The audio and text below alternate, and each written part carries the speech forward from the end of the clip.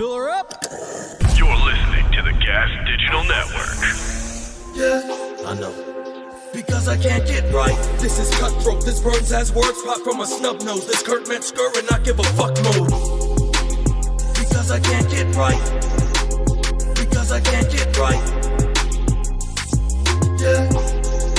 You're listening to Can't Get Right. Hey, this is Can't Get Right with me, Kurt Metzger, and I have this hat on because I'm cold in my place. I know it's cold today. It's not like a Tim Pool thing I'm doing or anything, or a conspiracy hat. But we are going to get into a lot of weird shit because I got Steve Poikonen. Did I get it, Steve? We'll roll with it. We'll roll with it. Yes, what is it? Wait, what is the right way? No, right. Is that Poikonen? It's but a P, not a B. It's okay. It's weird. Oh, Poikonen. Yeah, I mumble, so that's probably where a lot of that comes from. I thought it was Poikonen, but it's Poikonen. I'm glad to be here for the start of your Tim Pool arc. It's not it's just cold. I'm going to take this off. It's just very cold in this. I don't know how to. All right. I don't want to wear a full sweatshirt though. Listen, going to be a fake swatting while I'm on? It looks like there's going to be a fake swatting coming. That's what this whole thing looks like. I realize that, but also Aaron Day, an honest to gosh lobbyist. In case you hadn't, I met Aaron on the road, and then I forgot he gave me his. I forgot to save his number because he was going to tell me all about lobbying, and then I bumped into him again when I did Rogan in Austin. You know about lobbying, Steve? Familiar with it, yes, sir. I've heard of it, but I don't know what they fucking do. It's like a producer. I'm in a producer's guild. Couldn't tell you why. No idea what I did. I think I worked on a job where it was, for some reason, financially better to say I'm a producer and not a writer because of like guild shit. So, so anyway, I got Steve Poikonen from at the last minute because from what is it, Pasta in the Morning? What's your guys' show? AM Wake Up. Oh, it's not even close to Pasta. Yeah. But Pasta. He's on and it's in the morning, so yeah, I could see. Am I just calling it that? Yeah, I'm gonna start coming on Wednesdays, dude. I was at a roast all night and I was too hungover to come to the the morning show. I apologize, but okay. And then Mike. Anyway, all right. So I'm getting ahead of things. So Aaron, usually the original premise of this podcast was I would begin every podcast by apologizing for the last podcast, and also future podcasts. And but I got nothing to apologize for because this is going to be a great show. And the last show was great when Steve was here and we did Are You Hot? We did an impromptu Are You Hot judging of the FTX kid and his the goblin girl he was with. And we were pretty fair. I think we were pretty fair. I think we didn't give just regular scores. We also gave Adderall curve. Like if you're whacked out on Adderall, how much? And the numbers got a lot higher. I'll tell you what. So nothing to apologize. Sorry for doing the best show ever last week, I guess, is my apology. There you go. All right. And I'm sorry for this hat this week. I already know it's going to be a thing. I don't know, but I didn't read the comments. All right. So, Aaron, because you started texting me on the phone about this lobbying stuff, and it was about the deal with legalizing weed. You had a whole thing that sounded very interesting that I want to let you get into. I could read the text, but do you remember what it was you were telling me? No, and please, I'm a neophyte at all this. If sound gets weird or whatever, interrupt me. But this is I don't care about your sex life, dude. I just want. Okay. No, I'm joking. Fair enough. I don't know what words mean. All right, sorry. Well, no, I was telling you that one of the reasons why I wanted to reach out to you is because the way the lobby works or the way the process works is not how everybody thinks it does. It's like, there's a whole thing and a whole perspective. And I kind of came to it from, I wasn't in this world and I was actually an activist. And an activist for what? For libertarian ideas and anti-war. Okay. And then you got into lobbying from that? Well, yes, indirectly, like by happenstance. Baby needed a new pair of shoes, when my son came along. I needed a way back to a career, and a guy hired me who was my good friend that I studied with, and he'd spent his life in the Capitol in Austin. I'd avoided it because I was in the ivory tower, and I did not want to tempt myself. It's kind of like the same reason why I didn't do cocaine. It was like going to match my personality too Wait, much. so that being an activist was an ivory tower compared to being a lobbyist, or you just mean in terms of moral feelings? Yeah, moral feelings. Like I went to school like down the road from the Texas Capitol, but I never. Sorry. No worries. I never stepped foot in it because I was like, I'm going to get sucked into that world, and I'm in the ivory tower. I'm all philosophical about everything, and so it was just some sense of irony that years later I do end up getting in there professionally. So the reason why I mention all that background is because I've always had the eye of kind of a sleeper cell sort of mentality going into the lobby. I had to develop a profession. I had a kid on the way. I had to figure something out. And so I had this opportunity, and I went from the Libertarian Party to lobbying for a city government, a large city in Texas. So it's kind of like I literally went from the Libertarian paycheck to the taxpayers paying my salary. So what's better? What's a better paycheck? Neither one of them are that great, but so really, okay. Yeah. But my point in that is that I've kind of kept the approach of always like, okay, usually you're in one world or the other. Yeah. And so, and also in terms of my ivory tower, I mean, you have, kind of the, all the ivory tower thoughts of the perfect world that's in your head. And now you got to govern, you got to work for a government, you got to understand how this works and actually defend its policies and everything. So it sounds like becoming a cop is what it sounds like. Wait, hold on. So ivory tower, just so we're all clear, because I kind of like know the metaphor of ivory tower, but I always just think of it as like somebody who's like high society. Like, and you're talking about ivory tower like it's like an educational kind of thing, like almost intellectual in your head's in the intellectual clouds, not the real world, like on the ground. Yeah, right. Which of course is a critique of libertarianism, right? We always, we philosophize about the perfect world that the rubber doesn't meet the road on. Anyway, I give you all that background to kind of give you the perspective that I go into this, and what I've learned over the years, having to test my own theories, and and to be a human, adult human with kids and a mortgage and all that, and all those, how you navigate that process and keep your soul, but also learn about the process. So a lot of background to say, I've been dying to talk to you and others, because I'm part of the kind of subculture of malcontents that you're in. Okay. Yeah. Right. And there, I'm always kind of screaming at my phone of there's a third leg of the stool of all of us that are frustrated out there. And that's understanding the process. Right? Yeah. Right. And the closest thing to that, the laity, if you will, getting the process and wanting to do something with it was Doors Force the Vote. Oh, right. Right. So we just for our listeners, the Jimmy Dore show that I do, he had a thing way back. I guess this is what AOC promised to do, and a bunch of people. Now, I never had faith in none of these people, but I guess Jimmy did, or he gave him a shot. And they were all talking about doing this thing where they were going to force a vote on Medicare for all. And probably it wouldn't win, but Nancy Pelosi would be forced to bring it up. And it was just, as everybody's plan. I mean, all these people are running for office like, that's what we got to do. I think it's in the Netflix documentary of AOC, Knock Down the House. Did you ever see that? She's going to knock down the house.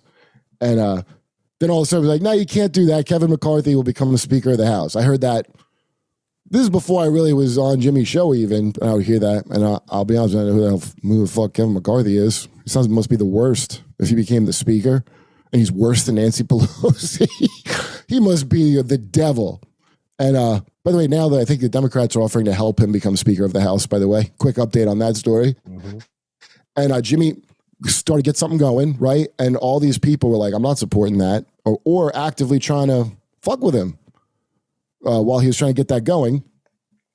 And all right, so I just want to explain what Force the Vote was. And well, now, let me put a little footnote onto that too, because they had people held some protests in Washington D.C. for Force the Vote. It was right in front of the Rayburn Congressional Building, right across the street from the Capitol.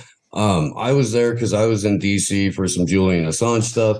And so we sort of co-organized, I think. Oh, right. I remember you. Yeah. Talked about that. And so when we were there on January 4th, all of maybe 55 or 60 people, we were surrounded at a 2.5 to 1 rate by the DC Capitol Police in a nice little horseshoe with a couple paddy wagons or whatever those. Well, they can't just stand there and let you. DC is. They can't just stand there, dude. They got to. What if you would storm the Capitol? Right. So 48 hours later, the Capitol Police across the street have a whole different attitude. And it was Ain't that amazing? It was the wildest juxtaposition to be at both and see the whole entire series of events play out. And all of this dodges, all of the unnecessary crap that I beat Jimmy got for that. You know what I realized? It's your guys' fault because you probably made those police so tired they had to call out of work to get some rest when the real shit went down. Well, so you see what you did? I call it stochastic terrorism myself. Where's my documentary? It's like when someone farts in church and makes people not believe in God. It's a kind of terrorism. Okay, go ahead. Sorry. I had a friend that was on the north side of the Capitol when that was going on, filming at the Alex Jones stage, actually, and he saw it all go down. He saw the lack of police presence, and he was just totally, screaming in his head the Star Wars "It's a trap," moment. That's what it looked like from 150 feet away from the Capitol on the north side, at least. So. But yeah, no, the thing I'll kick myself if I don't, get off my chest in the chance to talk to you guys is that truly, like, there has been the more they keep things mystical and the clerics, are talking in Latin and you're showing up because he's got gold shoes and it's a fancy building. He must talk to God and he's going to tell me. As soon as it gets translated into the vulgar language, then suddenly everybody's having a reformation, right? That's what happens. That's a good way to put it. Yeah. Well, also you got to burn people at the stake with their translated Bibles chained to their chest. Exactly right. That also has to happen. Little John Hughes action. Yeah. So that's what is happening at every sector of our society. We used to speak, we wrote in the vulgar language when we developed the Constitution. The people understood this. We had town halls.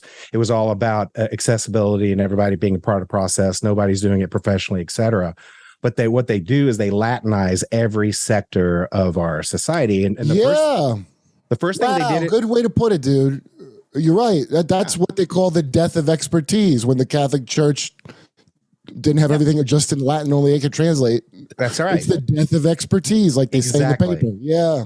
Death of expertise meaning a threat to the technocracy, right? So the first area that they did it, of course, was our financial system. In the 1800s, almost every election was over the money supply and how we dealt with money. Yeah, the Wizard of Oz was an allegory for the political argument of the money supply and how it should be regulated in here. It was? Is that why they killed Frank Oz? No, not Frank. Well, yeah, I mean, I forget about it. Yeah. So I So okay, wait. So you're talking about the vulgar language, everything's being Latinized, which, by the way, great point, because that's why I have a manager and an entertainment lawyer to translate contract. I always think about that, man. Like I have a contract and I'm like, I actually have to hire someone to read this because it's the entire thing's based around, okay, I'm supposed to not trick you, but can I still trick you? And it's like everybody's entering into that. And you just don't think about it, but why would you even need a contract? Right. It's like, look, I'm going to try to fuck you right now, and I'm going to write it in this weird way so you can't tell. And then all the academic language is like that. Right. I love spewing when I do pussies with Kyle. I love making up my own transmasculine normative. I love just making up those gibberish words, but it's like legalese. Absolutely. And they change it every 6 months. So they're the most current, but so the Wizard of Oz. Yeah. So the Frank Baum was basically arguing about the money supply and how the Eastern banking establishment was screwing over America and how the banking establishment was screwing everybody over. And so the Scarecrow, of course, represented the agrarian part of the economy. Okay. And what did the Scarecrow lack? He liked a brain. Yeah. So he had no idea how he was getting screwed. Right. Bottom line. And he was getting screwed and didn't know it. He didn't have a brain. And then, of course, the Tin Man represents the industrial. He's the wood chopper. He's made of tin, and he represents the industrial class, right? And what are they lacking? A heart. That's right. Wait, but they've had one the whole time. well, they had to be given a plastic one later by the wizard. Yeah. So he so the industrial class, they're the hardcore capitalists. They don't have a heart. The lion represents the regal politician. The lion represents government, and of course, what do politicians lack? Their courage, right? That's right. And so they were following the yellow brick road, which is the gold standard, to the Emerald City, okay, right. which was green, which was the greenback fiat money. And in the book, they actually wear spectacles. To enter the city, they had to put on spectacles that were green. So it really wasn't a green city.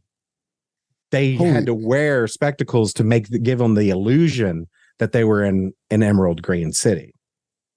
Okay. I forgot about that. Okay, go ahead. So then, of course, there's the wizard behind the curtain. We all understand that metaphor, right? And he's just just say it anyway, right. in case I forgot. I mean, of course, the wizard behind the curtain was the yellow brick, the gold standard, which allowed the Eastern banking establishment to hoard gold, which actually was deflationary at the time. So they were choking out the farmers, and they were choking out they were choking out the farmers in Middle America, basically, with hoarding gold. But that was but they were also pushing for the Emerald City, which is the fiat currency. Then it's up to the wizard, and he can do whatever he wants through whatever fakery and chicanery he wants to engage in, and it's all manipulation and it's all fake. It's okay. Hold on, I have to ask this. Now, you're not saying the wizard is the Jews, I hope, is that? No. This is not leading towards that. A lot of gold talk and a lot. I am saying it's the International Monetary Fund, and I am saying it's the International Bank of Settlements. But I'm not. What's interesting is because people always say, you saying that thing about Latinizing things, that's a very interesting, because I thought it was the Knights Templar that really invented banking back in the day. That's why that king had them all killed with fake charges, right? Right. And it's like in Hollywood, or just a lot of or some people go, he was my rabbi that helped me get into like I wanted to make a movie and this guy was my rabbi. I don't know. But I think it's more like he was my priest. I don't think it is Jewish. I think it's old school Catholic sounding more than Jewish. I'll give you we'll put a marker in this rabbit trail to go down is the God's banker about the Vatican was the major drug money, mafia money laundering organization throughout the 20th century. And, but here's the kicker and the punchline on the Wizard of Oz stuff is that Technicolor needed the red shoes, right? Looked better, but in the book they're silver. Oh. And the way she got back home, the way Dorothy gets home it was on her feet the whole time. Free coinage of silver. Loosen up the money supply by allowing free coinage of silver. That's way. So give some oxygen to the farmers out there in Middle America. Okay. And so my point in this, aside from being they became ruby for the blood of those farmers instead. That's right, the blood of Hollywood spilling over. but the point is, people knew about this stuff, right? They ran on this stuff.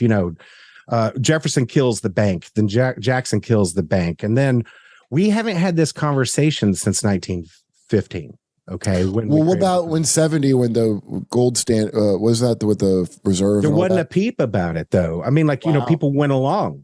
I mean, people. That's what I'm saying. It was full Latin by that point, right? Oh, okay. It became Latinized in 1915, which they did the 17th Amendment, which fundamentally changed everything. It gets back to a lot of this, and then of course the income tax and the Federal Reserve all created within 6 months of each other. Okay, thereabouts, right?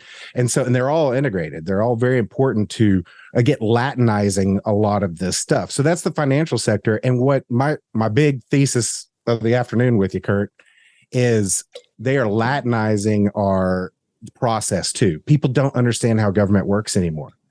And I don't. And you made the point the other day about the $500 hammer being a big deal in the 80s. Yeah, remember that, Steve? Do you remember that? The $500. Wait, hey, Rebecca, do you ever hear of that? You're young. I have not. So did you ever see what's the movie where Will Smith punches an alien in the face? Independence Day. Did you ever see Independence Day? No. Oh, goddamn. Well, I remember the reference to that in Independence Day because Will Smith punches, or Jeff Goldblum's dad is the guy from Taxi. Yes. He's like, you really think what? Do you think they pay $500 for a hammer? Oh God, Judd Hirsch. He plays Dr. Zoidberg from Futurama, basically. But Judd Hirsch goes out of his way to be the world's biggest stereotype in Independence Day too. Like, it's because foreigners understand that, probably did very well in the foreign market, and they understand broad, like what's that nerd show that was on that sitcom? They all love that. Big Bang Theory. Big Bang. Yeah, it's international distributional. Anyway, okay, so. But what I'm saying is the hammer thing used to be a big deal, right? Because we were more invested in military spending, right? We came off of Vietnam. Oh, we knew we were paying attention. They've Latinized our military spending as well. All this shit is so removed. Yeah, they're no longer reporting on that, how much we spent. Exactly. Now we're just not going to know from now on. They're no longer putting out the numbers, just like this year or the year before or something. Yeah, $100 billion Ukraine. That's like Tea Party bailout stuff. That stuff used to bring people out in the streets when you have that level of spending. Okay, so my point is this stuff is becoming more removed and becoming more esoteric and being left up to the clerics. And that's by design in so many ways. And one thing I want to mention before I forget is, if you understand the process, for example, every executive, I work on the state level, whether it's a governor or a president, the executive office does two things, basically. It appoints stuff and it vetoes stuff, right? Okay, appoints people, vetoes things. And then the federal government, our president, has another special power. It's foreign policy. He or she talks to the rest of the world and represents us and decides, the middle road foreign policy, not supposed to decide war. Of course, that's changed. But my point is foreign policy is the most important thing, probably like 60, 70, 80% of this job that we're hiring this person for. We had 2 national debates. The second debate was supposed to be on foreign policy. So me, the nerd that I am, I'm like, okay, I'm going to finally pay attention. I haven't listened to one Trump speech, in 4 years of him being president, but I'm going to tune in because it's foreign policy night. I'm excited. The nerd in me's, foreign policy night. Finally, because I know this is relevant to what this guy actually does. And one of these 2 gentlemen are going to be responsible for, right? You're going to F some P tonight. Yeah, completely. I was ready to F some P. I was, and I was primed up, ready to go. And then at the last minute, they announced, we're changing the topics. We are going to remove foreign policy from the topic. The first half of the debate was supposed to be foreign policy. We're going to allow for the subject of masks. And they debated for that 30 minutes masks instead of foreign policy, which, punchline kicker, the president have absolutely no authority over. Oh, that's right. Wait, why not? I didn't know that. Why? Because he remember, he got elected. He said, yeah, let's have the national mask mandate. And he's like, I can't do that. Oh, we debated it for 30 minutes, but I have no authority to do that. Biden, who's chosen all types of authorities he doesn't have, even he couldn't get there. Oh, I forgot about that part. So we argued about what the president didn't have authority over for 30 minutes, basically a quarter of the entire debates, which is what we're supposed to watch, right? And that's supposed to, how we make. I think you're not supposed to watch it. I think you fucked up by watching it. And yeah, that was what my you're supposed to do is let, whatever. I don't know if you watch like Jimmy Kimmel or something, whatever highlights he chooses for you, whatever Colbert thinks is important for it. Yeah, wait for the SNL weekly sketch about it, and that's the cold open tells me everything I need to know. But yeah, but my 1/4 of our national discussion officially, right, through those debates was about mask, no authority. The most important job of this that we're hiring this person for is foreign policy. That is the Latinization of, that's how this process happens. It gets removed from the conversation. And once it's removed from the conversation, we don't know how to have it, right? I mean, you got to keep having the same conversation so you learn the new words of the week, to our earlier point, right? Yeah, right. No, somebody was freaking out about something on Twitter. It was some dumb Twitter thing. Word of the week. Sorry. Here, wait. Let me find the thing because it made me laugh when I saw this.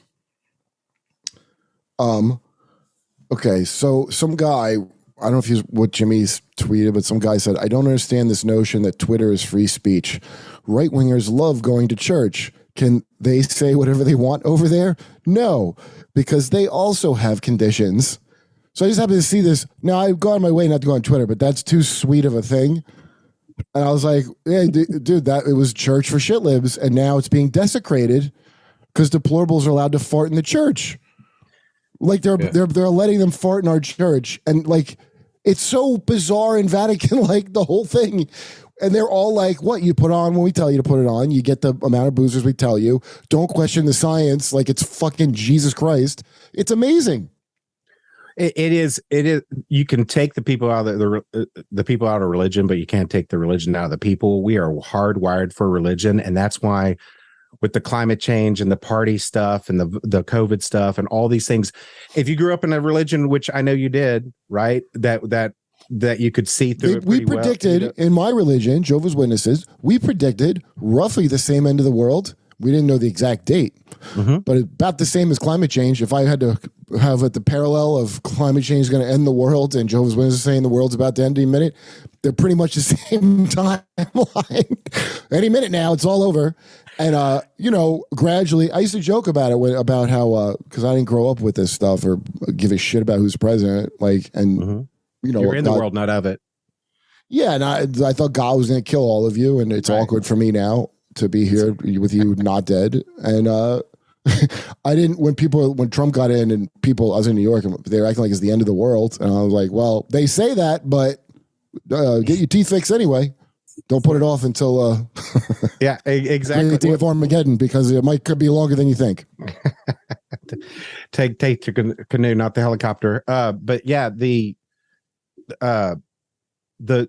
fact is, our end of the world, part of our end of the world's coming true today. It happened during the trucker deal, because I was raised Pentecostal, and of course, when you can't buy or sell, the truckers must have been a born again meltdown of epic. Well, truckers, do you know the amount of Jack Chick comics distributing people are truckers? It sounds like it. Pentecostal light. Mm-hmm. Yeah, what's that?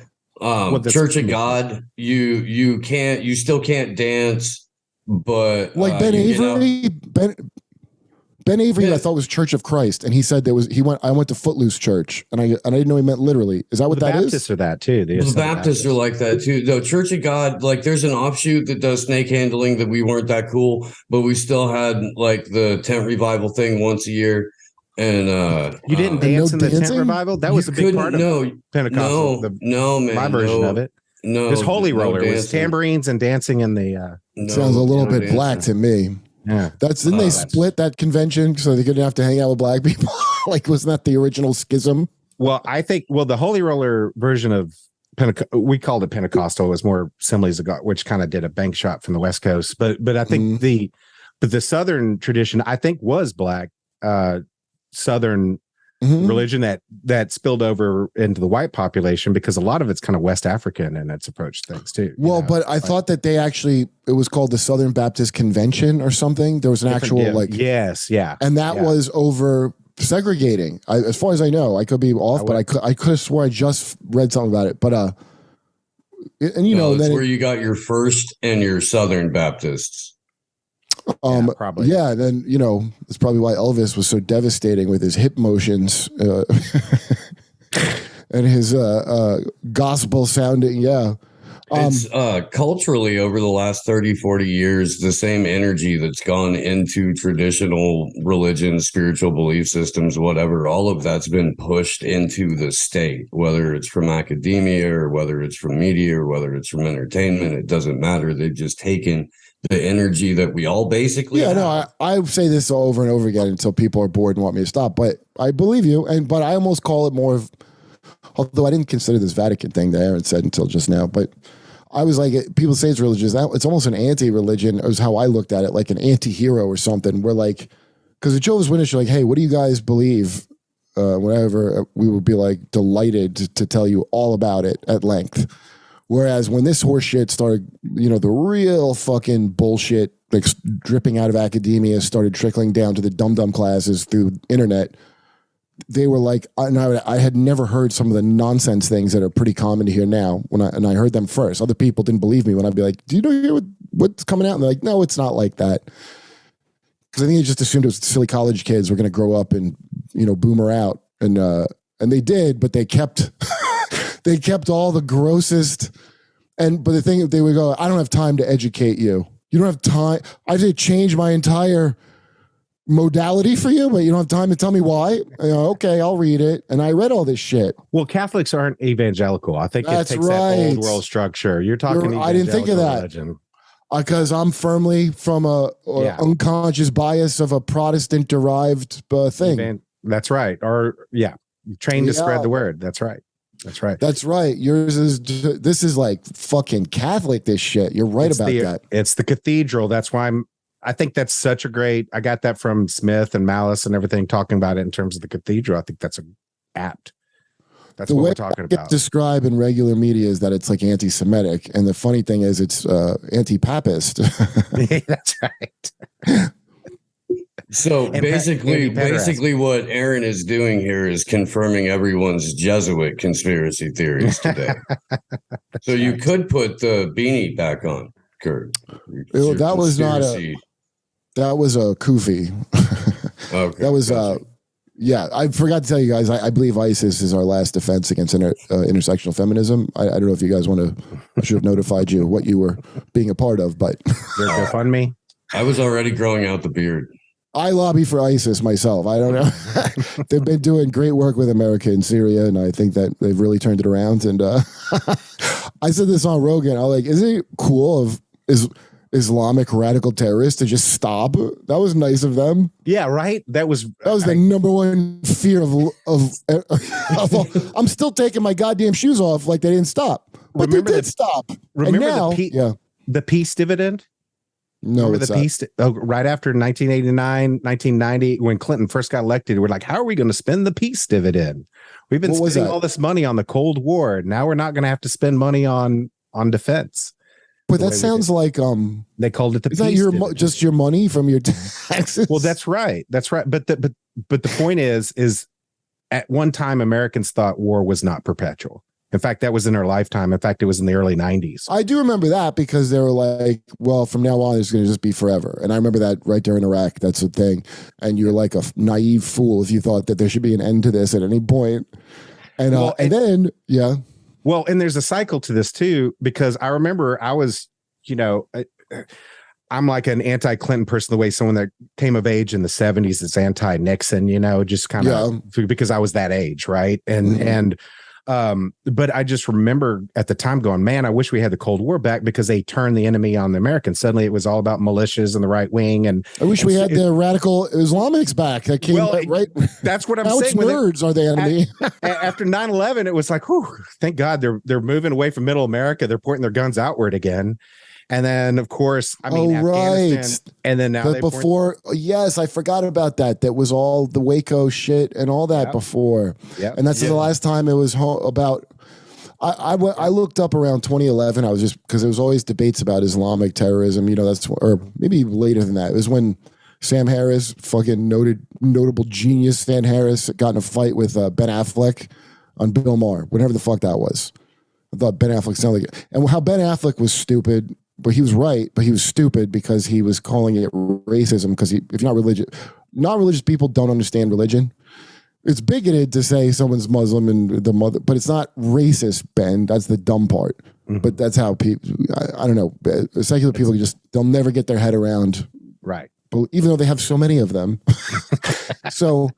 But he was right about what a crazy thing. And then I went back because after hearing Sam Harris's recent stupid shit that fell out of his dumb face, I was like, was he ever smart? And I look back, I'm like, oh no, he was always kind of a jagoff. Yeah, he used big words and he spoke slowly like he was smart. Yeah, sincerely too. Yeah. Yeah. He had a very earnest look on his face, deep in his eyes when he said whatever. That like pattern that you were describing, Aaron, where there's, they had the guns on us for a while and then there's something happened. And Steve does look like someone that should be kept on. Let's be fair to let's be fair to the security state. I mean, if you have a profile, I'm not going to answer any more questions for the rest of the show, but I will tell some more stories. Yeah. But that's something that you see throughout U.S. history, where we can really walk it back like step by step, because even though the Cold War was going on, they were still cracking down on gangs. Started in the gang crackdown started in the 80s. We had the guns in Vietnam. When the guns weren't in Vietnam, they were on the Black Panthers or they were on the hippies. That's right. That's when the drive-bys. A little bit further, we're in Korea. Right. Yeah. But you're still kind of domestically, not only are you clearing out the rest of the Asians that you didn't get in the last couple of wars, but you're also running through any other minority that you can, because it's just that era. World War II happens, the guns are pointed away. Within the intermittent time, all of the guns are pointed at home. They're destroying every union movement that ever existed in the 30s. They're clearing out and squeezing out and depopulating people through the Depression and stuff like that. All of this from really about the end of the Civil War. Just every 10 to 15 years, there's this exact same scenario repeating. As the empire gets bigger, the targets at home grow. So now it's not just blacks, it's not just Asians, it's all of us. It's not just the people that look like me or my relatives or whatever, but it's like, nerds are on the list now. People who share a Twitter link can be a domestic, an information terrorist or what an info terror. Stop terrorizing me, Steve. I did. I sent you a link. Oh crap. I did. I'm going to show you guys this info terror Steve sent me too, because it's fucking crazy. Like, hold on. But yeah, I mean, that's the U.S. history pattern. That's just how that's gone. So at that point, you have to ask yourself, is this just dumb luck, or is this an intentional thing? I used to be a conspiracy theorist. Now I'm just a specialist in coincidences, because they're fascinating and they happen all over the place constantly. And they all end up with the same people get more powerful and the same people get more rich. It's just the most if you're in study is the most amazing study if you guys want to. If you're in the right position, that's why you got to cobble up market share if you want to get big, because then when the shit happens, you're always in the right position. And then when you're really good at it, you can start speculating on what kind of positions you'll be in the future and do a whole bunch of studies and project it outward and then try to make it conform to that, which is what we get. That's that Vegas thing of, they project how every degenerate gambler, what they're going to spend in a lifetime.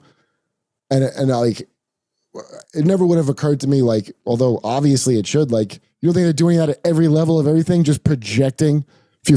My fucking phone now, when I leave my house, tells me I abandoned my laptop somewhere, which turns out to be at my house. Like, I get an emergency message, and I'm like, my laptop's at my house where I leave it. And also, I didn't ask my phone and laptop to do this. I don't even know why the fuck they are. I've never tried to pair them or even hook them up in any way. But they talk behind my back now, and my laptop lies about me. It says I abandoned it. So is your laptop the whore in this situation, or is it your phone? I don't trust either of them. I think they're conspiring against me. And then clearly, add to that fact, there's a goddamn U2 album on my phone for the last 7 years that I didn't ask for, like phone aids. That if you look it up, you can't get it off your phone without like contacting Apple and having a full bone marrow transplant. That's a anyway. That's just to like, it's like the shit is so planned on just that level. Like, your phones and computer can talk without you. We don't even need you to care about anything. And then you see the new Mercedes. There's a guy, Lou Rossman, that talks about laptop repair. He has a lot of good shit about how shitty Apple is with their proprietary screws and all that. And he had a repair shop, so people could go to the Genius Bar and get price gouged for like thousands of dollars for shit that he could fix for like enragingly lower prices than that. And Apple purposely is allowed to just do this. It's not bad. It's already bad enough they had fucking slaves make it, but they even have the slaves screwing in their special screws that only an Apple fucking L wrench can unscrew. I don't know what the fuck they use for it. That's just fucking allowed. No one's gonna change that shitty business practice. So I'm watching his thing, and the new Mercedes electronic vehicle, I guess, I don't have a Tesla, but apparently you pay extra like $1,200 or something to get the Michael Hastings version. What's that? The Mercedes that'll drive itself into a tree. No. Okay. To accelerate, to get the maximum acceleration speed, which I would think would just come with the car. With Tesla, you got to pay a fee, and they'll do something on the computer inside it so that it gives you that maximum acceleration speed, which people thought was pretty shitty, I guess, from what I understand. The Mercedes, it's a fucking subscription. You're going to have to subscribe to get your 0 to 60 in whatever seconds that it already can do. It's the same shit they did with video games. Oh, hold on. I got a delivery. Hey, I'll be right down. It's the same shit with video games, dude. They fucking started doing microtransactions and charge. And it's all shit I didn't care about, but I just remember randomly. And so it's a slow thing to take things to subscriptions and you don't own them. It's all that weird shit that the goddamn Jesus freak truckers warned me about. And I laughed. Right. I laughed in their trucker faces. And now look. Who's laughing? Yeah. Not me. All right, I'll be right back. I gotta grab this delivery. But hold on. Family farm in the okay. It's all handled. What's happening? Oh, good. What are you guys talking about? Did I miss anything good? Monsanto farming GMO. Okay. While I was getting this package downstairs, which yes was my watermelon White Claws, I realize we're still in the moat of the Vatican here. We haven't even gotten to the process which I want to get to, and I know how to get into it. Because in your text, Aaron, you were saying about why marijuana doesn't get legalized. Because I was talking about it on Rogan. So that's a good place to start. What's the Latin of that? Okay. All right. Well, I'll put it in the vulgar, as vulgar as I can. Yeah. So let me start out with this observation that up until Illinois, like 2 years ago, 2019, Illinois was the first legislature to legalize recreational marijuana. In 2019. In 2019. It was? Wait, really? So let that sink in for a second. Think about that from a process standpoint. I don't need a prescription. Is that what that means? No. I mean, every state that legalized recreational marijuana was by issue and referendum. It was by the voters. There wasn't a single legislature that had the ability to pass that bill. Okay, why?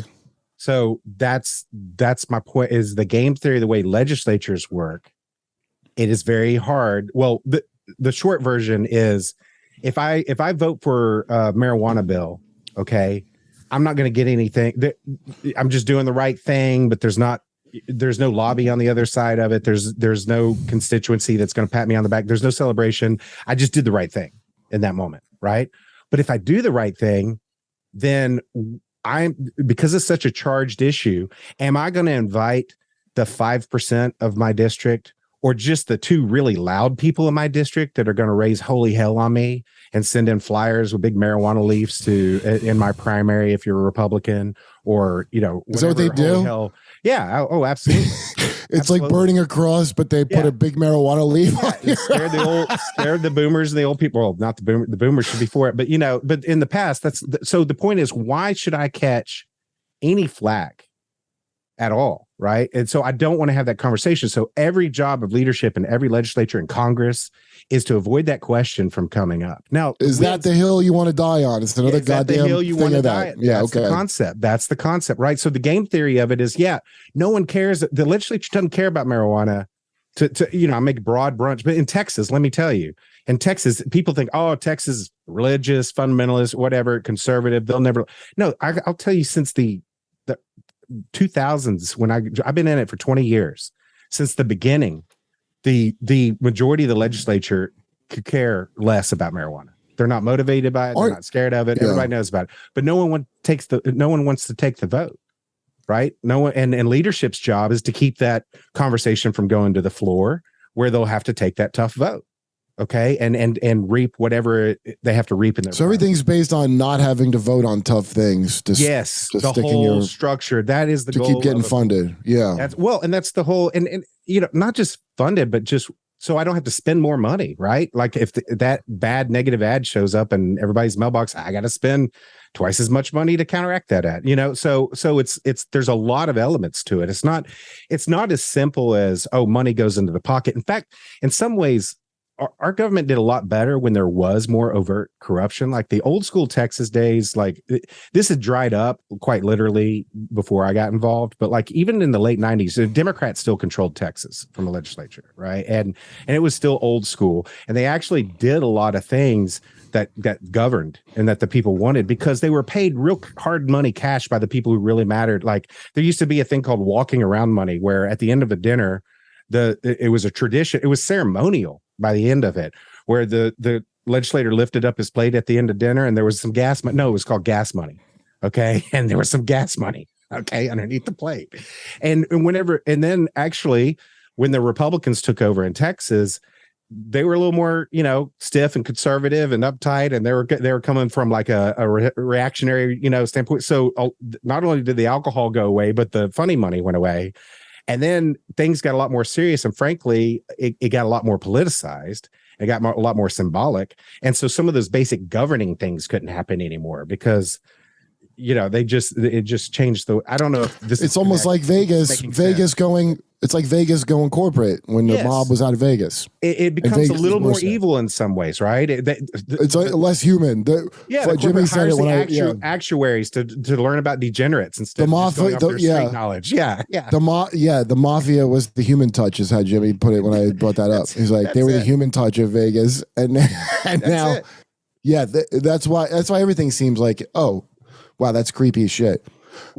We've lost that human touch, and that's what my point is. Corruption's never going away, right? And so the only thing we could do is make the corruption local. All right, give local governments, both state and local, enough power to where they can be corrupted properly again, instead of the corruption being at such an esoteric where it's just Vaticans and kings doing all the corruption. Give me a shot at the local corrupt sheriff.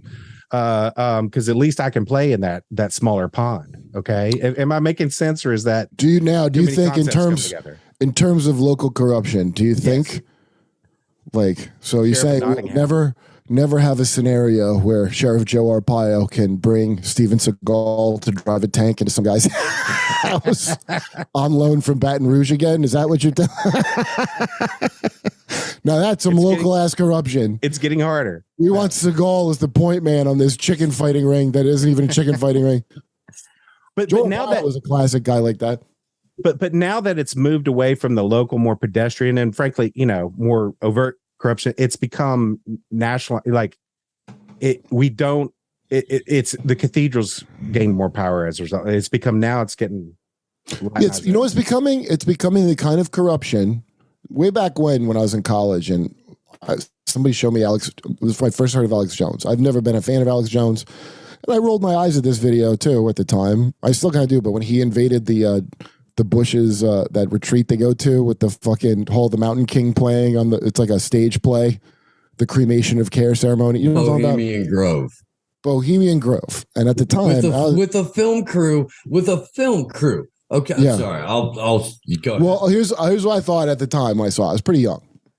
And I was like, when I saw it, I was like, I thought this Satan party was going to be like less corny and more of a Satan party. And this is just like, back then you would call stuff gay. I wouldn't do it now, but like, this is so fucking corny as shit, dude. And then I was like, you know what? It's like probably these people are so high level at this thing. The only way they can do coke and fuck whores is they all got to put on a robe and burn a wooden man together, and like it's not like just a poor fun where you just fuck in the street. Like they can't do that. Like if George Bush wants to bang a hooker, he's got to meet up with whoever the hell else from GE, and they got to fucking wear a robe, and then like Skull and Bones in Yale and all those it's like a frat thing. And the more like Vaticanized as you put it gets, it's like that's how those it's like a frat. That's how these frats get more and more bizarre and esoteric. And now and so that was like the World War II generation whores and coke play camp, and then that was like, and Epstein was like the one for boomers like Clinton and Clinton age people. Like, you don't get our fuck island, dad. Like this ain't your dad's Bohemian Grove. This is wild here. But I mean, if that's now they go to Burning Man. Yeah, right. And you go to Burning Man. No, I mean, I think that's where the tech deals and a bunch of other huge things. That's there. Yeah, was Bohemian Grove originally like I don't know, like a horse whip and buggy innovation Yeah, it was like festival or something? For middle management. Yeah. It went well. It was the intellectual started by some journalists, in the 1920s or teens, and it was, and the elite started partying in the woods and throwing on robes and my funniest or my favorite Bohemian Grove story is when Cheney went to Bohemian Grove. Now his job, what he got assigned in the Bush camp was, all right, you figure out who's going to be vice president. And so it was coming out of that weekend, he decided, I got the perfect candidate. He smoked DMT and had a revelation. Something was going on. He had a revelation. He was staring into the burning care. Is that in the movie? The movie with Christian Bale? Do they have that part? He goes, I realize the best. Yeah. I don't know if they include that element, but it's one of my favorite moments in political. And what did George Bush say? Sounds good. W. He was like, that's a great idea. Yeah, absolutely. I had it's a long story, but I always thought it'd be a funny, and there was a, I don't know how to communicate this, but a funny sketch of right at the time of George W. Sitting down and kind of a campfire. You get in the sense that it's at the dad, kind of a G-pop dad father and son conversation. He's struggling because everybody's calling him stupid or whatever. And then as the camera goes back, you start to realize, or at the end of their conversation, they zip up the robe and put on the hood. Yeah, right. It's just like this takes me back to my college days at Dartmouth or fucking wherever the fuck you go. And, you got to stick your dick in the skull of Sacagawea or whatever the fuck they make you do. Geronimo. Yeah. Yeah, we have Geronimo. All right. Skull. 3 minutes in the coffin. You got to go 3 minutes in a coffin. Well, then what I figure happens is wherever rich and famous people party, that's a good spot to go set up to do your blackmail operations and what have you. Hey, everybody needs a moment to relax and let their hair down, right? And so that's what the elites they lay their hair down, and it's like anything else. Once you got enough money, you got enough power. Where are you getting your? You have to go deeper and bigger. And well, we had Whitney Webb on Jimmy's show a couple yesterday, the day before. Want to hear something fucking crazy? I mean, like really eerie. I don't know if we should even play the clip, but it was Whitney Webb talking about Ron Brown. Do you remember who Ron Brown was? Yeah, he jumped out of a helicopter after shooting himself in the back of the head. No. He,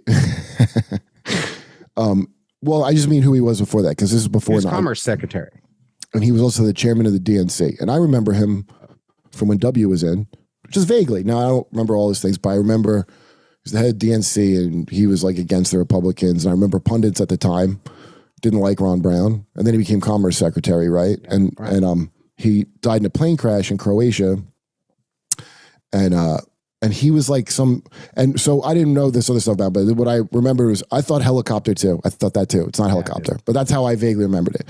And I remember Ann Coulter said something like shitty about him right after he died, like, oh good, he's fucking dead or something like that. Not that I think she was involved, but she said some like mean comment, right? And there was a big controversy, like, how could you say that about Ron Brown? And he just died. So then 9/11 happened, and we're like, nobody gave a shit. Okay. So I just remember that name. So a little while later, I'm working with Kyle Dunnigan, and he's from Connecticut, and his dad was a lawyer, and he's telling me a story of how his dad, he had a law practice, and he kind of got pushed out of it by the firm, something vaguely like that. I might be mangling it. I might be slandering the whole, but he went off on his own. It was like kind of a bet to go off on his own, and he landed the lawsuit in the Ron Brown crash. I think Kyle told me helicopter too, by the way. That's how much he doesn't remember it.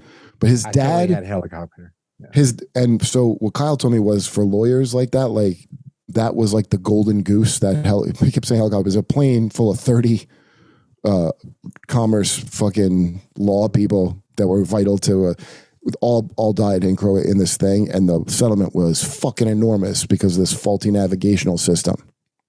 Okay. He told me before I watched the Whitney Webb thing, and I was like, oh wow. And he got like, he made like a couple million or something. He made like a really nice chunk of whatever his percentage was of the massive settlement. And then he immediately got like brain cancer or a tumor suddenly at a strangely young age and died like almost right after. I was like, wow, all the luck. And Kyle was telling me, and I was like, wow, that's wild. I remember that guy, Ron Brown, kind of like, that's a crazy thing. Your dad. So then I'm watching this Whitney Webb fucking video. Look it up, Whitney Webb, The Strange Case of Ron Brown. It's fucking weird, man. Well, I guess Ron Brown was like a typical, he looks like Lando Calrissian is what she said. He did kind of. And he was some kind of, they were trying to make it so, there's something called, that Republicans called Chinagate at the time. But exactly. It was L'Oreal Corporation, Sun Microsystems. But it was really this Riyadi family from Indonesia that was more behind it. And anyway, Ron Brown was trying to get it so like weapons technologies were under the jurisdiction of the Commerce Department, so they could like give them to foreign countries that are hostile to us. China. This is part of China. Yeah, and that was back when China was like the new like Japan taking over, kind of. And then, so he got caught up in something, and he was going to testify against somebody. And on the day when it was before, they were like, "Hey, we need you to go to Croatia suddenly," which is like a thing he would not be asked to do. And him and 30 other people that would have power to regulate shit like that all die in the crash. He's found with a very strange hole in his head, which if you look up on Wikipedia, it was ruled to be just like he hit his head really hard and it made a hole that looks like a bullet hole that has fragments of a bullet in it.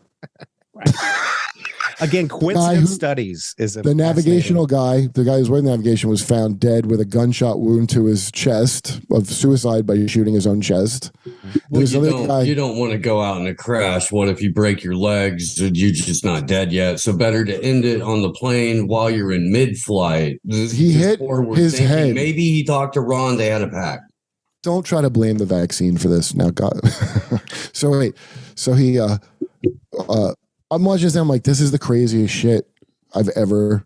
I'm like, fucking Kyle's. And then shit, another thing I heard her talking about was Kroll Inc., which is it's called the CIA of Wall Street. Nick's you know about that? Yeah. Are they they're not lobbyists, they're like a fixer firm? They're a fixer firm. Nick's Kroll's father. Yes. It's Nick Kroll's fucking dad. You know what one of their big jobs was doing shit for Weinstein just when Me Too was about to come out, like trying to destroy evidence and all that kind of shit. That's what Nick Kroll's dad's company does. Yeah, where they ended up contracting Black Cube too to go ahead and jump in on that. It's an Israeli firm that it's another private intelligence agency. Yeah, that's where the money is. Private intelligence. Yeah. So Bosnia in the China part of this, not only was Ron Brown part of that at the time. So the Clinton was really doing a lot of heavy lifting for China at the time, right? And that's where, and this is how small time. He basically, my summation is that he sold for campaign contributions, etc. He basically put his finger on every scale to allow major weapons and technology transfers into China, and also created the last 20 years. No man is more responsible for the 20-year boom of China. Kurt, earlier you said, China was coming on the world stage. It really wasn't. It was when they entered the WTO. That's when, because the next thing was going to be NAFTA. My dad is a fastener distributor, and NAFTA happened, and suddenly his warehouse went from American nuts and bolts to Mexican nuts and bolts for like a hot minute, and then before he blinked, his whole warehouse was full of Chinese nuts and bolts. Okay, China eclipsed what NAFTA was going to be. And yes, and the reason why they got into the WTO and started getting all that favorable trade, and then green light for all that capital to flow in, it was on the 10th anniversary of Tiananmen Square. So it was coming up. Should we vote to let them into the WTO? And everybody was, no, Tiananmen Square, we're starting to talk about it again. And it was really, that was what the coverage was, and that was the issue. And then their embassy in Bosnia was bombed coincidentally, by the United States government. Okay. And suddenly the whole world had sympathy for China, and it erased the Tiananmen Square. Because wasn't that bullshit also Tiananmen Square? What? The story about Tiananmen Square is largely bullshit. Well, because of the WikiLeaks. 2011, 2011 WikiLeaks had the diplomatic cables that said Here's a real fun. Who's telling me this? Jackson Hinkle. And I was like looking this shit up. So, I thought a guy got run over by a tank. Is what I remember. Some students wanted democracy, and the Chinese rolled a tank. That's my vague recollection from the Billy Joel song of when I was a kid. And there's a poster of the guy standing. What I assume was he got run over after that, but no, the tank went around him. He didn't get run over. They pulled him away, I didn't. Yeah, I didn't know the diplomatic cable, but they always show the picture like he's about to get run over. To have it in your head, he got run over. This smoke break is brought to you by YoDelta.com. The official Getting High sponsor of the Gas Digital Network.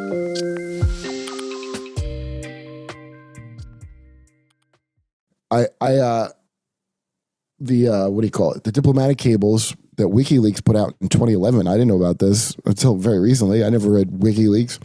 All the U.S. diplomats were like, the Chinese government's not being violent to them. The protest was over. Some guy died. Some local Chinese politician who I don't know if he's like a Bernie Sanders figure to them, but it was a rally to restore like communism to be more like his way. These people liked him, and it was not. But there's NGO activity there, of course, who was trying to rile it up into a regime change. And you know who it was? And he's not allowed there no more? George Soros. And Nancy Pelosi. Oh, I didn't know that. Well, that's why Soros on the ground in Tiananmen Square for that whole thing with a couple other people. No kidding. Yeah. Oh, that's wild. Well, anyway, the Soros thing blew my mind because he's the one the conservatives hate and the Democrats like because he funds all their shit, right? The Democrat, he's like, just him and Sam Bankman-Fried are the top. Well, there's no doubt that was untapped money to be made, right? We witnessed it over the last 20 years. China coming online was enormous. And what gave them the sympathy that removed the Tiananmen Square. Was we accidentally bombed their embassy? We bombed their embassy accidentally. Now, if it was with a smart bomb, and if you know how a smart bomb works, or the way I've been told it works, I don't know. But is you have a laser on the ground, you're pointing it at the embassy. So they had to see those Chinese flags. So you think it was on purpose? I mean, it sure was helpful to that conversation. The excuse, they're like, listen, we should have got an Asian to work our smart bomb, but we didn't. And next time. I was watching it in real time being a policy nerd, right? That's the only perspective I have. Okay. I was just watching the news and I'm like, there's no way they're getting in the WTO. I know Clinton wants this, but there's, again, card carrying Clinton hater. And, and I'm like, there's no way Clinton's going to get his way on this deal. And then the bombing happened and they suddenly, it totally changed the mood. It totally changed the tone and the way the politicians worked it. And then once they got in the WTO, it was game over. I also have an interesting Joe Trippi conversation I had one time about Bosnia. Okay. Which is really fascinating. And this is total hearsay in the sense that I heard it from Joe Trippi, do you remember who that is? No. He's dead now, as most people with that have these type of conversations are. But I was at South by Southwest and I ran into him and he was okay. So Joe Trippi was the first internet campaign. Okay. He was he was a political consultant and I guess it was for Clinton. It was the first time he leveraged the internet. And so he was like, one of these campaign geniuses, kind of like a Karl Rove type figure. Okay. Okay. And his big, he got a lot of credit for like using this internet thing and, for politics. And so he was, you know what? It was the Dean campaign he ran. He ran Dean's campaign. And that's when he got credit for leveraging, people powered Howard. Is that his campaign? Exactly. Which by the way, won Scream and Aleppo all over again. I mean, like, does that make sense? That Scream, does that make sense that Scream was what ended him? Is that what ended him, you think? It makes no sense, but that was the narrative. I mean, Dean had that thing. He was the anti-war candidate. Okay. And then Kerry got it because he screamed at a pep rally. Yeah. Well, how did they make that happen? I mean, how did Aleppo, that was like an Aleppo type moment where one candidate gets erased in one news cycle and they're out of the thing because of. Wait, what do you mean Aleppo type moment? What does that mean? I keep bringing it up. Gary Johnson. Because he know where Aleppo was? Yeah. In the primary, he had his, the media was kind of building him up and giving him a lot of love. And I was like, oh, it's okay. Oh boy. They're paying attention. This is going to be fun to watch because I've seen this movie before. And then after that, they're like, well, what about Aleppo? And he's like, he thought it was an acronym, and he's thinking to himself and he goes, what's Aleppo? Like, remind me. And they're like, oh my God, you don't know what Aleppo was? Didn't you get the new word list? I mean, that's 6 weeks old to our earlier point, and that drummed him out of the whole primary. No, I remember that. I remember that. It was the Dean scream. It was the same technique. Okay. Yeah, right. So Joe Trippi was Dean's campaign manager, which was a big insurgency campaign, anti-war. I remember it. John Kerry, right? So yeah. But before that, he was in the Clinton administration, and he was part of the group that was brokering the Bosnia situation before we started bombing Bosnia. We had, and he says, because how it came up in another context, but basically this was like, here, kid, here's how things work speech he was giving me. He's like, I was there in Bosnia with Milosevic on the other side. We had cut a deal. They were going to they were going to carve up everything. There wasn't going to have to be a war. We had an inked peace agreement. Okay. Or at least a verbal one, handshake. Okay. He got on a plane, flew back to America, was in DC. He went to bed, he drank champagne, with his colleagues. And it was like, we just avoided a war. We just cut the biggest deal of the century. He goes to bed. He wakes up the next morning, and on CNN, we're going to war with Bosnia. And he's like, what? How did that happen? I mean, I was literally just cut this deal. And he called back the administration, and he's like, what the hell's happening? Why are we bombing Bosnia? Why are we proceeding with this war? And they said, oh, yeah, we didn't think he was going to agree. So it was already in motion. They're like, yeah, we weren't really planning on him. We didn't think he'd accept those terms. That wasn't the goal. We're going to ruin the whole war just because one guy doesn't want to fight it. Yeah, exactly. Wow, I never heard that story. That's a wild fucking story, man. It was told to me in a hallway by Joe Trippi himself, who's he was there. He saw it. He was, relaying it to me. What did he die of? I know. I wasn't there. I don't know. Broken heart? No. What did he die of? I don't know. But it was just and he was telling it to me in the, look, kid, it's a weird world. I don't quite understand it. Look at how crazy things, happen. Wow. That is, it sounds like every other story before war I've ever heard, as a matter of fact, now that I think about it. Yeah. Kind of, again. It's like they lost Ho Chi Minh's letter. My dearest United States, I don't want to fight. They're like, burn this shit. Whoopsie. Our boys will not be in any foreign wars. Vote for me. Or the Taliban offering Osama bin Laden to us. Oh, yeah. That's a weird one. Yeah, once we get it going, we're not going to turn it. Or let's go back. Ho Chi Minh saying, "Look, I'm not really communist, guys. I think it's not. They're not really selling me on it. How about you back me?" Yeah, no, I know. Is that crazy? It was just, we lost the letter before then. Yeah. Oops. Didn't get those cables. It's probably that Ho Chi Minh's letter is guaranteed in the same spot as the original recording of the moon landing, which they also lost or recorded. Wait, Ho Chi Minh's letter, I thought, was found or something, and you could read it. I've read about this recently, Ho Chi Minh. That thing about the letter I knew about. That's like, I know about that from regular history, not any kind of fringe thing. Right. Same as Gulf of Tonkin. And they're like, if only, what if they had gotten the letter? If only they had gotten it.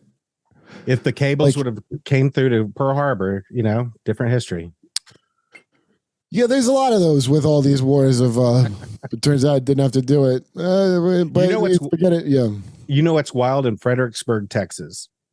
There is Admiral Nimitz is from there. Okay. It's right outside of Austin, about an hour and a half. And they have a World War II museum. And this blew me away. I'm sitting in the, they're talking about the lead up to the war, and they have a whole section of Japan negotiating with America to avoid war. There was a whole long conversation, and I had no idea. I mean, this didn't come out in the history books that Japan was going, look, if you don't give us oil, you're putting us in a really bad spot here where you're making us desperate. And there were actually peace negotiations before Pearl Harbor. The way I always understood Pearl Harbor is like, out of nowhere, they just got crazy and hit us. Yeah, right. I always wondered about them. Like, why did they think that was going to work? Yeah. Like, what a strange idea that I guess that they'd take out all the fleet. It was like a desperation thing. It was totally desperate. I always think about all my like black comic friends that would for years always like they always want to put a black man in a dress. They always just say that like almost conspiratorially. You know, Chappelle said it. A bunch of people. Godfrey was the one who said to me on Razor, they always want to put a black man in a dress, and I was like, you know, I'd be like, I don't know, Godfrey. I don't think nobody twisted Flip Wilson's arm or Jamie Foxx on Living Color. I think he came with that character on his own to the show. And couldn't wait. And also in prison, ain't like you guys don't fucking go for it. So I don't know about that. Well, not only do they want that, they want to put everybody in a fucking dress that they possibly can. And now they go after nerds. They're like these incels. We got to, like, never mind black guys. Now the enemy is like these like white guys that can't get laid. Those are too manly and toxic. I was like, wow, first they came for the black guys and I did nothing. But that's my favorite thing is the new terror is incel terror. Guys who aren't like, what do they have, boobs and can't get laid? Like, and they love video games. Like, can we make some kind of pussy bomb to drop on them to alleviate this terrorism? It's just like when there's not a good war. It's really funny watching the reboots of Enemies or like trying to boot up Russia. Like I give a shit about Russia again. I mean, it's I compare them to MCU movies now. Like, listen, Thanos was good. You don't have no more Thanoses. It's all like nonsense things now. I'm not excited by Putin as a, you know, in the 90s we had some good ones, man. Saddam Hussein's a classic. Guy's great. You can't look at little Koki Smurf in Ukraine as any sort of hero, right? Who's Koki Smurf? The Zelensky, the tiny little puppet guy. I thought it was the last name of an official Coca Smurf. we could run with that, but with a Y. He's a tiny little cocaine addict. He's a cocaine addict. Have you not seen all of those clips where his pupils are giant? He's like licking the camera, and he's got. Dude, do you remember when Amber Heard did blow in court? Remember that? I don't think she was doing blow. Okay, I've got stills, on the stand. My friend, I got stills. She could have done it in the bathroom. Out when the drip hits, bro. Like there's a whole. It's okay, wild. But as a guy who's done a lot of drugs, I can imagine doing it before I'm sitting there. Me too. I can imagine having to blow my nose because I did it in the bathroom, I guess. But I can't imagine experienced cokehead going for it like that. I'll send you I'll go dig it up after the show. I'll send you the thing. Wait, so what is on this? What is on this? Well, okay, you know what? Let's play this gross thing that you sent me. Oh, okay, yeah. Because you know, I mean, if you got nostril and cocoa in it, let me see. But wait, back up. Let's play this thing. So this is a real thing of a new amazing. You could maybe lobby for this, Aaron, if you play your cards right. Yeah, this is a concept, but I guess they actually have the warehouses and they have a lot of the stuff. And I'll bet you, I mean, even though this is gross, I'll bet you it's a fucking scam already. Because it's like a video game when they just show you CGI and they don't show you the product, you know it's going to be a fucking scam. That's what I bet, but it is still very creepy. All right, press play. Producing Ectolife, the world's first artificial womb facility, powered entirely by renewable energy. Ectolife allows infertile couple to conceive a baby and become the true biological parents of their own. Turn it up. It's a perfect solution for women who had their uterus surgically removed due to cancer or other complications. With Ectolife, premature births and C-sections will be a thing of the past. Ectolife is designed to help countries that are suffering from severe population decline, including Japan, Bulgaria, South Korea, and many others. The facility features 75 highly equipped labs. Each state-of-the-art lab can accommodate up to 400 growth pods or artificial wombs. Every pod is designed to replicate the exact conditions that exist inside the mother's uterus. I'm calling BS. They wouldn't have the caution tape. Incubate up to 30,000 babies per year. Something about this seems fucking phony. Now they wouldn't make it so creepy. Pods are made of materials that. So the guy who runs the company and the guy who's responsible for it also makes like sci-fi movies, but they've been on this for 5 years. Yeah, what I was going to say is this could be this looks like almost like a scam, not that it's a fake advertisement, but it looks like there's two things. One, it sounds like a sci-fi response to all the videos you see about population collapse coming, from your Peter Z. You see that guy Peter Zeihan? You know who that is? Oh yeah. So I just saw him recently. I guess he wrote a book about like the end of globalism. So I see him pop up on shit all the time now. And other people I talk to were like, "Hey, you ever see this guy Peter Zeihan?" I watch him. I'm like, "Where the fuck did he come from?" And like he'll have shit that's like half kind of interesting information, and then part of it I'm like, well, this is odd. He used to work for Stratfor. You know Stratfor? Mm-hmm. That's what he is. And what I realize is a bunch of these guys around. They're not like lobbyists. They're like Robin DiAngelo, the white fragility lady. Yeah. She's a fucking con, basically she's got a con, like an academic con of corporations to do her stupid white fragility training. All these people I know were given the book. The company probably paid for copies. I don't know of anyone who read it. I know a bunch of people who have it. Don't know anyone who read it. Almost like a Bible. Because if you read it, it's fucking insane, by the way. It's not even as sane as the Bible. And there's a cottage industry of this. That's the new thing, is they go to corporations, some nonsense buzzwords, and sell them on their employees have to take it so you don't get sued because you're racist, and even if you probably are racist. So Peter Zeihan is that of, I think, foreign policy shit. Like he's like an analyst. That's what he is, a global political analyst. And I think he worked for Stratfor, so he gets like, he has half interesting insights, half is just his predictions. Part of it is just his predictions, and then the other part is like he'll say the right propaganda, such as like Ukraine, Russia was not provoked and they just did this on their own or whatever. He throws that in, and it's very well produced, his videos for YouTube videos. So I think that's his hustle, and his prognostications, then like government people listen to him. I mean, if you work for Stratfor and other shit, you're like probably plugged into a whole circle, right? Like for sure.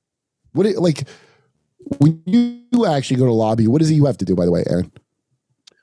In what sense? I mean, like as a lobbyist, who are you lobbying for? Okay, so I'm a trade association lobbyist. So I represent an industry, and I'm a state lobbyist. So I primarily work in the state, although we do work on the federal level. And I've been lobbying off and on the federal side for the last 20 years. And I've had two clients. One was the city, and now a trade association. So what's different for me than what's like I'm not a hired gun. A hired gun's a lobbyist that just takes multiple client, whatever, client works in. And so I work for like quite literally a nonprofit. And although it's not a charity, it's protecting an industry. And so my basic job is to, in a legislative process, promote bills we like and try to kill bills we don't like. Right. Now, how does it get to the point where, and I've seen this over and over again, where like the lobbyist literally writes the bill for them and then they just sign it? Is that like? All bills are written by lobbyists or stakeholders. I mean, it could just be a group of. What's a stakeholder? A stakeholder is just someone that has an interest on a given topic. Right? Oh, okay. So, I mean, it could be, Mothers Against Drunk Driving or whatever. And, so like the act of some outsider writing the bill is not as nefarious as the legislator not reading the bill or understanding it. Right? That's what I think. I think that. Yeah. Right. 100%. That's, I'm like, why they don't read nothing? Yeah. And in fact, I mean, we save them all and everybody a lot of time. And it's hard to write legislation, get it right. And as a trade association, or like when I was with a city, what I like about my job, it's like, I'm not just someone pay me a bunch of money and just go get the sentence and the statute, and just shove it in there. I actually have like a mini government that I work for. Like we have committees and there's a board, and, so it's kind of like the sausage gets made and then we present it, and then other stakeholders show up and they're like, oh no, you can't do that. That's going to screw up my thing.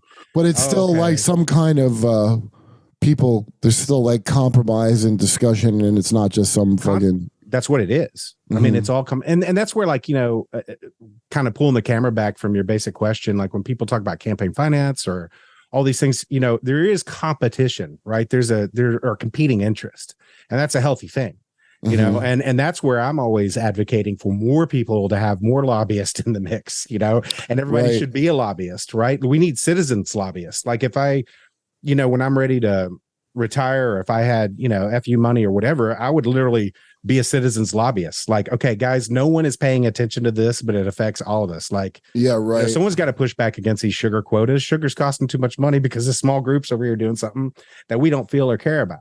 Right. Yeah, right. And that's what happens when that keeps happening over and over again. Everybody gets their little niche. That's where we end up kind of, death by 1,000 cuts in terms of a society, right? That's why they didn't like fucking Jimmy, by the way, forced the vote is just reminded me of that it's like a guy who's not in the it's the same as like someone reading the Bible in English. It's not, it shouldn't be. Yeah. Well, no, that's it. I mean, that's 100% it. There's a right way and a wrong way, Jimmy. Yeah, let's not talk about what really goes on around here. And I think we need to. I think we need to educate, and again, I'm proud of what I do for a living. I'm not ashamed. I don't run away from the term lobbyist. I mean, right. Well, it shouldn't in and of itself be a thing, but if you don't know what it is, then it's spooky, and then I think it's in the interest of a lot of people keep laws, like that. And like, well, how do you think laws change, right? People have to show up and communicate, and Kurt, you're going to have, there are laws that affect the way you do business, and. Well, you don't have to tell me. I mean, yeah. I mean, listen, I get laid. I just want to tell Homeland Security. I get laid a lot, dude. So don't put me on the incel list. And so everybody has a lobbyist. They don't know it. They're probably a trade association person like me, right? Like the florist has a lobbyist. It's not a nefarious group of people. It's florist making sure that they can keep the lights on and that government doesn't screw with them. And then, of course, my libertarian critique is if society works me out of a job, then great. That means, as long as government's not screwing anything up, they don't need to hire anybody to show up and go, guys, you're about to put me out of business with your dumb idea. I mean, that's that hill you want to die on shit with the weed thing. Because wouldn't there be a weed law? Like, so I advertise Kratom on my show. Yeah. And I know in one state they made it illegal. I want to say Georgia possibly. And it was because the company that makes OxyContin or whoever, a bunch of them were lobbying hard to make it illegal. And there's also a Kratom lobby that kept it from being illegal federally. Like, a guy told me that's how that happens. They would have made it. There's a Kratom lobby? Where's the weed lobby? Well, and that's it's remarkable. So the story in Texas, and it's a long story, so I don't think I can tell the whole thing, especially I don't want to monopolize this, but people don't understand so I tried to reach out to Marijuana Policy Project years ago, because like 20 years ago, I was in a criminal jurisprudence, which is the committee. There's a committee system, right? That's where they figure out what the bills need to say. And then if they voted out a committee, that's a big deal. Then there's another step where leadership in every legislature kills what it doesn't want to. The conversation needs to stop here. And the next place is the floor where people vote on things. Right. And so, but this bill, I sat and watched the most conservative member of the legislature vote for a marijuana decriminalization bill, basically 20 years ago. Okay. Which guy was that again? Which person? Yeah, who was that? Oh, it was a lady. She's since retired, Debbie Riddle. But her big, mark on our statutes was to put God in the pledge. That we have a pledge in Texas, like a pledge to allegiance to Texas. We do. What is it? Very much like the Pledge of Allegiance to America. It's just a little derivative of it, but it didn't have God in it, and it needed it, and she got it in there. But she also voted to basically decriminalize marijuana after being persuaded at the committee level. So that's the point. I knew that's the point. And it was peer-to-peer persuasion. It's not like she heard something that, Okay. Do you think there's an aspect here too, by the way, of, I was thinking about this way back when I heard Portugal like legalized all drugs, or, people say legalize all their drugs. All right. And I was always like legalize weed because I did it. I remember being like, but okay, all the drugs, like, what are you going to legalize? Like, meth and heroin. And then after I thought that thought, you can't do that. I took a fucking Adderall, and then I took an OxyContin to take the edge off the Adderall. Like, you can't just legalize meth and heroin. Like, so what I just occurred to me the other day. You took meth and heroin. That's right. And I'm like, okay, so this is a moot question because we did do that. It's just we said, hey, let a trusted monopoly formulate it in a way where they can profit all. None of this to me is about the substances. It's about who makes money. Is it going to be big pharma or the cartels, or as I call them, small pharma? And we don't want these mom and pop billion-dollar Mexicans. That's all it is. Yeah, it's not what drugs you're on. It's whose drugs you're on, and that's the end of it. Yeah. Well, and so on marijuana, there's at least all I can tell you is the on the ground perspective of Texas over 20 years. Okay. I can't tell you who's doing what at the federal level on this issue because I haven't seen it. But the only people that show up that will show their face to testify against a marijuana bill in the Texas legislature in a committee hearing are the Sheriff's Association. Right. Sometimes at the last minute, the Chiefs Association will talk a little shit because there's money. Well, I'll explain the motivations on this. And I have not seen this in Texas, but I know in New York, the corrections union, not the private prisons, not the private prison owners. No, the correction officers union. Yes, I do. Yeah. And in New York, it got hilarious because when they decriminalized in New York City, in upstate New York, where they have the prisons, they were literally showing up and saying, well, you're removing our heritage. Like, our heritage is warehousing black men from New York City. And I'm like, whoa, as a Southerner, let me tell you, that's dude, not a to good say word choice. heritage is really, that's really something. Yeah. We know it's our heritage. It sucks. Hey, so granddaddy locked them up. My father locked them up. And, yeah. Dude, do you think it's possible that there's going to be at some point in some states a fucking Delta 8 lobby trying to keep marijuana illegal? A CBD and Delta 8 lobby that wants no marijuana to be legal. That's why I've always been against medical. I understand the necessity of it strategically, and Marijuana Policy Project was a big brainchild behind it. I give them most of the credit in California. I mean, 25 years ago or 30 years ago, whenever that was, they said, no, let's go medical incrementalism. And ultimately their theory is proving out, but there's a lot of bumps in the road because the first thing, the medical delays the recreational conversation traditionally by several years because you create incumbents and people that have the monopoly, and we've created that dynamic here in Texas because we have medical. It's not real medical, but we're technically green on the 50 map. But back to the psychology of the way this works is that. So I knew no one cares, and people can be persuaded on marijuana. They just and there was a path. And again, the reason why the sheriff's union shows up, it's all money. Okay. I mean, I know no shocker there, but they get a lot of their boys with toys is what I call it. They get their toys. The way they buy their toys is through marijuana prohibition. Okay. Because one increases their units to get, they get so many collars and that increases their score to get federal funding. Okay.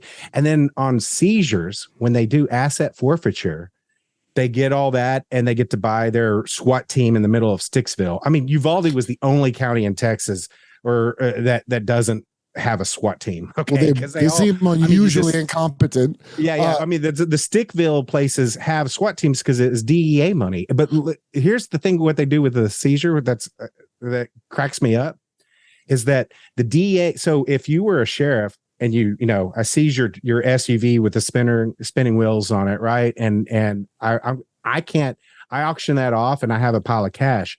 If I take that cash, that belongs to the state or the county, depending on where you're at. So it's going to go to the county commissioner's court or the legislature is going to decide what to do with it. Well, that's not cool. I want that money. I want all of it. And the DEA figured this out around the country. And the DEA said, if you give it to us, we will take 10% and then we will send it back to you in a grant minus the 10%. And it is no longer the state or the county's money. And it is now federal dollars. And you legally can't, the state and the county cannot touch it. They launder the money through the DEA. They wash it and make it into federal money that then the sheriff can directly benefit from and go buy their new SWAT unit. Wow. And then they have a great SWAT unit. They get their Rambo van and they can take pictures in front of it. Now, finally, our department can be used as a prank force for autistic people in internet forums. I mean, but I love the poetry of the DEA creating a money laundering scheme so that local governments and state governments can't get access to this. I will say this about California legalizing going full rec. It destroyed all of the small and medium farmers in most of the traditional growing communities. California really fucked up selling. No, I bring this up a lot, but the impression I get, like back when like Evan Boehner became a fucking pot dealer, is they're like, what they want is to, because I have a buddy in New York who does weed delivery and on the down low works with city people because they're thinking about, I guess they're legalizing, and there's all these weed deliveries in New York, you know, like half baked and shit. And they get violent too. Like I remember I was surprised when he had to get one of his buddies came home from Iraq to be a bodyguard and shit because people were getting stabbed up by the other delivery service. I was like, over weed? And he goes, what? No, over money, you idiot. Like he's obviously, well, I just smoke it, so I don't know all what goes into it. But it seems like they want to make sure, it's like I was saying with Adderall and Oxycontin, it's like, okay, to legalize this, we want to make sure there's a large company that monopolizes this first that's in league with me, a politician, and anything we could. So in California, for example, they made it like, they made illegal weed more. Now it's bigger than legal weed, which I don't even know where you get illegal weed here, but I guess that has to do with growing. You have to break the law to meet the amount you need to be legal. Yeah, it sounds fucking crazy is what it sounds like. So, yeah, you have to be able to compete with the hedge fund grow ops. You have to be able to pass 3 to 4 stages of testing. It has been regulated and regulated and re-regulated. It's so do you think that's competing drug market? I'm sorry, the gray market that we had under medical, that was fantastic because people could actually do, have a small business, run it successfully, pay their bills, maybe take a vacation a year like anybody else who just wanted to freaking live and work. And all of that went away the moment they went full rec. Mm.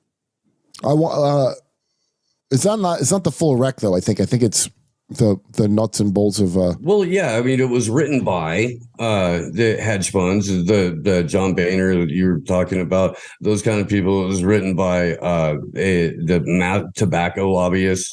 Had a lot. Well, that's the other thing. All these other drugs.